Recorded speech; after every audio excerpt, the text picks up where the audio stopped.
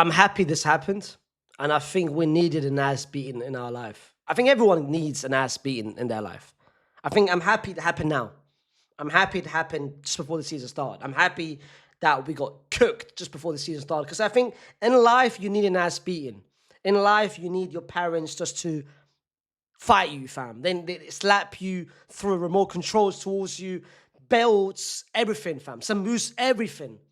Bro, that's what happened to me. And look, I've matured and grown as a person. And I think parents need to do that.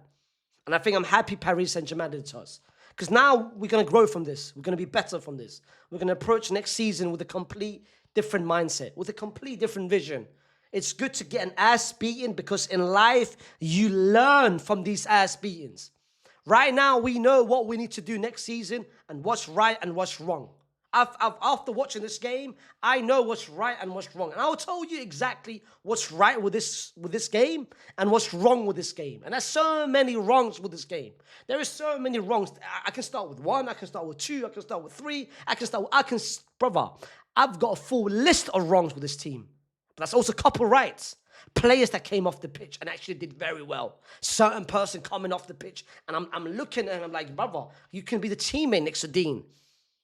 And other things has also been good. The fact that Proton VPN is sponsoring. Proton VPN, thank you for allowing me to watch the Club World Cup using your streams.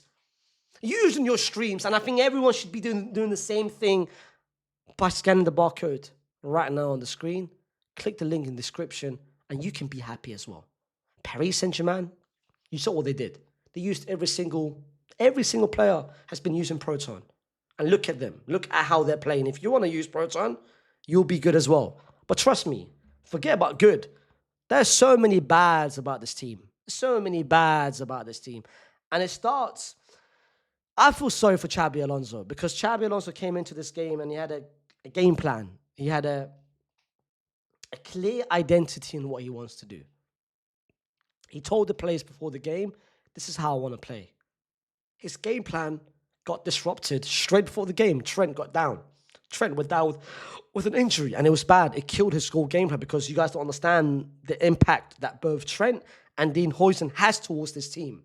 Both of them are important. Not only defensively, by the way, they are important on the ball.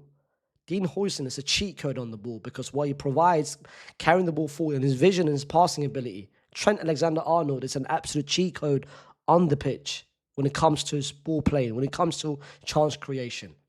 You saw how Real Madrid played for the past couple of games. It's because of the fact that how impactful these two players are on the ball. That's why Real Madrid, you saw them. Today, when you don't have your best ball player and your best defender in Dean Huijsen and your best chance creation, your best creator in Trent Alexander-Arnold, your team is going to struggle. But the first couple of minutes, Real Madrid started well. You sensed they were up for it. Like Vinny was pressing on the right. We saw Vinny play on the right-hand side. We saw Mbappe play on the left. The team were pressing. It was good. We had a chance early on. We got a corner. But then it went all downhill. It's very, very, very difficult for a team to recover when not only one defender is committing a mistake, but 2 defenders are committing a mistake. It's difficult for a team to recover from that because deep down they know I've done everything that I could and my team has still let me down. Raul Asenio, this is your 3rd game that you've started. The first game you started, you committed a mistake against Al Hilal. The penalty, they scored. The second game you started, after 3 minutes, you got sent off. You committed a mistake, and they scored. This is your 3rd. You didn't start against Salzburg. You didn't start against Dortmund. You didn't start against Juventus. You got your moment now. But you basically told Xabi Alonso, I'm not going to be reliable. What kind of stupid mistake is that for you to do straight at the beginning of the game? You basically disrupted this whole game plan. And it's fine. Rudiger must have looked at you and said to himself, you know what? This is what a leader does. A vet should say this to his colleague, to his teammate, to his younger teammate. Don't worry, bro. Chin up. Heads up. It's fine. You commit a mistake. It's fine. It's still early. Still within 10 minutes. We still got 85 minutes to go. Don't worry. It's a long game. But then his teammate does the exact same thing and drops a howler, commits a mistake, loses the ball, and 2-0 Paris Saint-Germain within 15 minutes. 2-0 within 15 minutes. 2-0 within 10 minutes. And 10 minutes in, it's 2-0. So how do you expect now a team to recover from this when already within 10 minutes in, they're 2-0 down? We, as a fan base, we're losing hope, and it's fine. We're a team. We're a fan. We're watching our team letting us down. But the moment the players lose hope is the moment the game was over. And at 3-0 down, when we concede the third goal, everyone lost hope. From us, to the players, to the manager, everyone at Real Madrid lost hope. And when that happens, the game is pretty much over. I never expected us to score a goal. I never expected us to come back. I was just hoping and praying that it would stay at 3-0. That it wouldn't be 4-0 or 5-0 or 6-0 or 7-0. Because at one point in that first half, it could have been 4-0. It could have been 5-0. It could have been 6-0. It could have been 7-0. It could have been 8-0. Thibaut Courtois made 2 crucial saves in that first half. That first half could have been 5-0. And credit to Paris Saint-Germain, because the second half was so shit. The second half, they didn't even try. They took out Dembele. They took out Kivicha. They took out Doué. They took out Mendes. They played on 5th gear. They played on absolute... They showed us mercy. They felt sorry. They were like, you know what? You guys are not as good as what we thought you were. Like, why did everyone hype you guys up after you beat Salzburg and Juve or Dortmund? You guys are not that good, bro. That's what they felt sorry for us. And who can blame them when you have a team of 11 players in the first half? No one showed any heart in this first half. No one showed desire. No one showed fight in the first half. And here's me thinking, you know what? The second half, Xabi Alonso is going to make some changes. Xabi Alonso is going to take some certain players out and certain players in. I thought certain changes were going to be made in the second half. Nope. The exact same players started the second half. No changes. No subs was made. 50 minute, 55th minute, 60 minute. And then you bring on Luka Modric, which I understand. It's fine, no problem at all. It's his last ever game. Then I see Militao come on. I'm like, I mean, you've got Rodrigo on the bench. Why is he not coming on? Then I'm seeing Brahim Diaz come on. Okay, I mean, Rodrigo's on the bench. Then I see Danny Carvajal come on. I mean, are you not seeing the same person I'm seeing who's currently sitting on the bench? Then he brings Lucas Vazquez on. And this is when I know, the moment I saw Lucas Vazquez come on, I was like, brother, Rodrigo, you might as well pack your bags, bro. You might as well sell your yard, put it on Zoopla, on Rightmove, put it on auction. You're out from here. When your manager's not looking at you and you've just conceded the 4th goal, then what's the point of being there? And this game just showcased a lot to me, by the way. This game showcased that Paris Saint-Germain is the best team in the world, and by a big distance. This showcased to me that no one can compete with Paris Saint-Germain when it comes to the firepower, when it comes to the quickness, when it comes to the midfield battle, when it comes to how good the attackers are, and when it comes to the fullbacks. That fullback pairing of Nuno Mendes and Hakimi might be the best pairing in the whole world. By far. By far. No one can come close to that. No one can come close to that. Now forget Paris Saint-Germain. I'm not going to talk a lot about Paris Saint-Germain because the first half, they all showcased to the whole world who they really are. The second half, they basically felt sorry for us. They played at 5th level, 5th gear, and the second half, they didn't even try. They didn't even try and still scored a goal against us. That's so embarrassing. Let's talk about us now. Let's talk about us as a collective. This team, I'm not going to judge this team after one game against Paris Saint-Germain, against the best team in the world. They are the best team in the world. I'm not going to judge this team because we missed 2 of our most important players when it comes to possession and when it comes to defensively. I'm not going to judge this team because of the fact that the first 2 goals we conceded were 2 massive, massive mistakes from 2 of our centre-backs. If I put myself in that position, if I'm a defender, if I'm a fullback, if I'm a midfielder, if I'm a striker, if my name is Kylian Mbappe and I'm looking at my two centre backs dropping two mistakes back to back within 5 minutes, it's hard for me to have any sort of confidence for the rest of the game. It kills my whole mood. It kills my whole momentum. The momentum was completely over within 10 minutes. Within the first 10 minutes, the game was over because of two massive mistakes.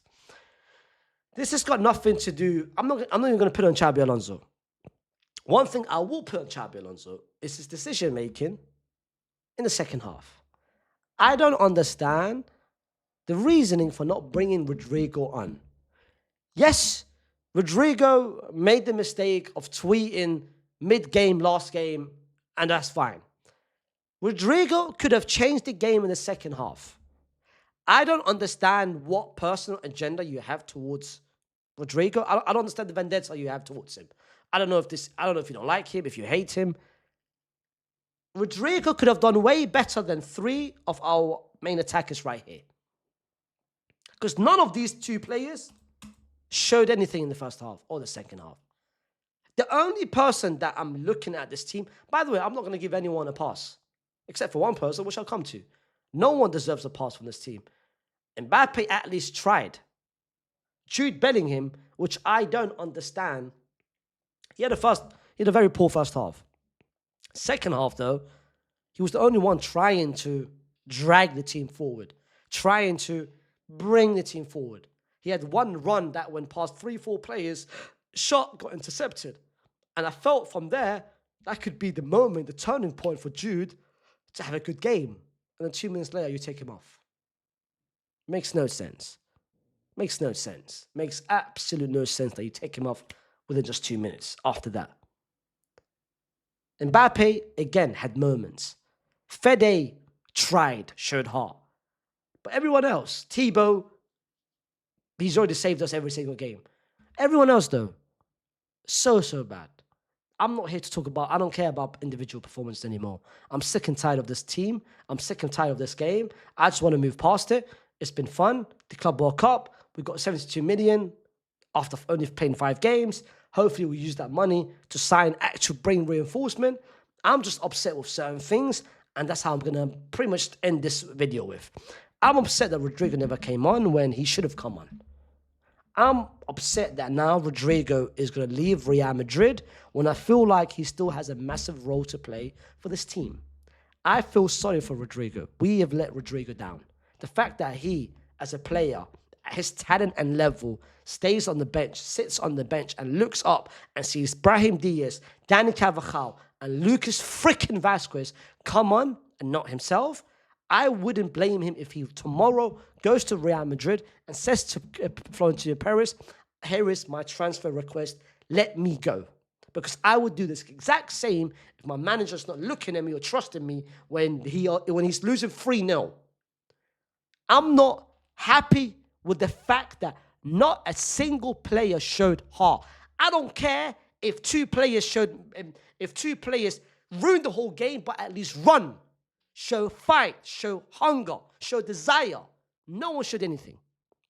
And I repeat, the only thing that we can take away from this game and say to ourselves, you know what? This is the only main takeaway is the fact that Eder Militao came off the bench and actually performed beautifully. Eder Militao came off the bench and it looked like we were seeing him before, not the second ACL, not the first ACL, but before that. What a performance he dropped defensively. He did more in 5 minutes than both Raul and Rudiger did combined. That was such an amazing impact just off the bench.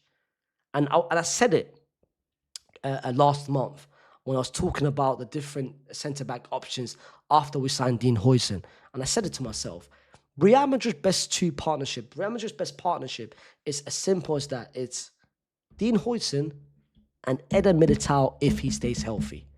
I had no faith that Eder Militao would come back from his injury, back-to-back ACL from both different knees. I had no faith he would come back and perform well. If this was just a glimpse, and if this is more signs to come for next season, this would be by far our best centre-back pairing because they complement each other so perfectly. I was very happy with his impact off the bench. I was very happy with his cameo. I think he played amazingly. He had a moment where he shot. His reading of the game was so good. The amount of times that he blocked a couple passes and interceptions, it's because of his IQ. He's so smart for a centre-back. Even the last goal, he managed to recover on Barcola. Not once, but twice. Managed to try to work on Gonzalo Ramos. I don't even blame him for the fourth goal because Rudiger just got beaten so easily and Fran Garcia got beaten so easily by Gonzalo Garcia. So, but Militao's cameo was so good. The rest, though, that's no point talking about it because the Club World Cup is now done. Let's now look into next season. There's a lot of things that we need to do for next season. We're not the best team in the world. I knew this. Go watch my preview. I literally said it that my heart says something else because my heart will always believe in this team. Brother, I knew we were going to lose this game. I literally said it in my last preview video. We're going to lose this game 4-1. I thought we were going to score at least one goal. We didn't. I knew we were going to lose. The moment I saw no Dean Huijsen is the moment I knew that defensively we were cooked. We are going up against the best, the fastest, the trickiest, and the most technical front three in the whole world. And you expect us, with a backline of Fran Garcia, Rudiger, and Raul, and now no Trent, you think that we're going to keep a clean sheet? It was never going to happen. The moment there was no Dean Huijsen, and the moment Trent got injured before the game even started, it was basically GG before the game even started. And then you see two bums commit two mistakes, and it makes it even worse. It makes it even worse.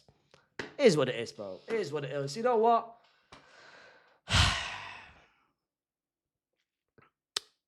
What can we say? What else can we say, man? Listen, Xabi Alonso's still got a lot to learn. And Xabi Alonso, I'm excited for what's going to happen next season. I'm excited what's going to happen. Our next game is literally in August. That's a lot of time. That's a lot of speculation. Goodbye to 4 players. Let's say goodbye to Rodrigo, because that is his final ever game for Real Madrid. Not today, but as a whole. Let's say goodbye to Luka Modric, our greatest ever midfielder. Let's say goodbye to Jude Bellingham, because he's now off to do surgery. And let's say goodbye. I'm not even going to say his last name. Should I be kind? Let's just say goodbye to Lucas Vazquez for staying as a servant for Real Madrid for the past 8 years, and his highlight moment of his career is him doing this against Atleti in the penalty shootout in 2016. Hey, listen, man. Put down in the comments what you guys made of the game. Don't forget to like the video. Thank you so much. We have hit 80,000 subscribers, which is absolutely crazy. We are 20,000 subs away from hitting 100K, which to me is mad. It's mad. It's mad. But yeah, man, I love all of you guys who's been showing love, supporting, subscribing. And if we hit 100K in the next couple months, I might be the happiest man in the whole world. Let's see.